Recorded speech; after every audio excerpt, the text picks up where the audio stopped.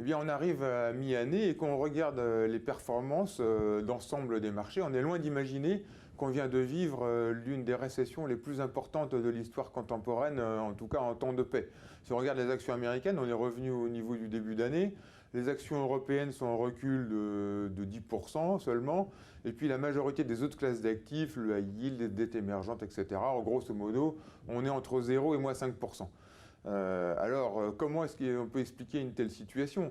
Parce qu'on va avoir des taux de croissance économique inédits, avec une récession vraiment d'une ampleur inégalée.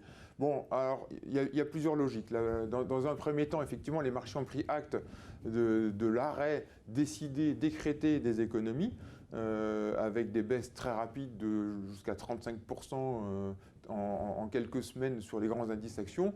Depuis, on a regagné pratiquement 40%. Depuis le plus bas du mois de mars. Pourquoi? Parce que finalement les banques centrales ont mis les taux à zéro et ont décidé d'acheter les dettes gouvernementales qui ont été émises justement parce que les gouvernements ont eu besoin d'argent pour soutenir l'économie par des plans de relance, par des prêts garantis, par la prise en charge du chômage partiel comme en France, etc. Donc les marchés aujourd'hui, ils achètent un rebond rapide de l'économie. En fait, ils achètent 2021 et 2022 et ils considèrent que les dettes qui ont été créées finalement ne seront pas un problème puisque les taux vont rester à zéro pour longtemps et les banques centrales vont garder ces dettes jusqu'à échéance, voire même les relais au fur et à mesure. Donc on est dans cette situation et c'est pour ça que, bon, si on reprend par exemple l'exemple du CAC 40, on était à 6000 en début d'année, on est tombé jusqu'à 3700 et grosso modo aujourd'hui on est à près de 5000 points. N'oublions pas aussi que dans les indices actions, il y a tout le secteur de la technologie, des télécoms, qui ont bénéficié de cet environnement de confinement où on a vu une explosion du télétravail, etc. Bon, vous connaissez l'histoire.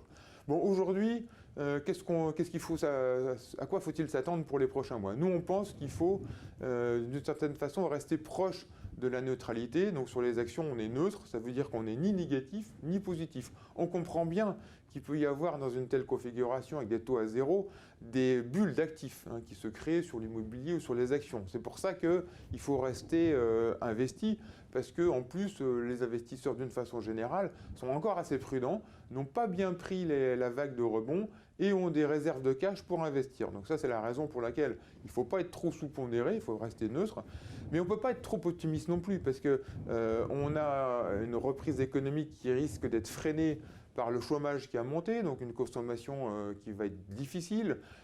Et puis il y a certains secteurs comme l'aéronautique, l'automobile, qui vont beaucoup souffrir.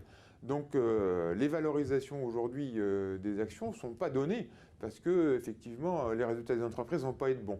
Alors effectivement, si on paye les marchés avec des PE de 25, oui, on peut justifier les cours actuels. Mais sinon, nous on pense plutôt qu'il va y avoir des marchés actions plus volatiles et qu'en attendant, on peut acheter du rendement sur les obligations émergentes, même si les taux ont déjà beaucoup baissé également, comme partout dans le monde d'ailleurs, ou sur le crédit, ou sur le high yield. Là, on est encore payé pour le risque et on a du rendement.